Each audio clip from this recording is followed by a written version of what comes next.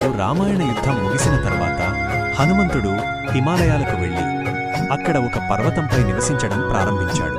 ప్రతిరోజూ రామనామాన్ని స్మరిస్తూ తన గోళ్లతో ఆ పర్వతశిలలపై రామాయణాన్ని చెక్కాడు. అది వాల్మీకి రాసిన రామాయణం కంటే ఎంతో అద్భుతంగా, ప్రతి ఘట్టం కళ్లకు కట్టినట్లు ఉండేది. దీనినే హనుమద్ రామాయణం అంటారు.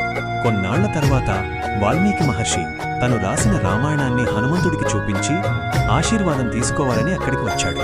కాని అక్కడ హనుమంతుడు రాసిన కావ్యాన్ని చూసి వాల్మీకి ఆశ్చర్యపోయాడు. హనుమంతుడి భక్తి ముందు తన రచన వెలవెలబోతోందని, లోకంలో ఇక తన రామాయణాన్ని ఎవరూ చదవరేమోనని వాల్మీకి కళ్లల్లో నీళ్లు తిరిగాయి.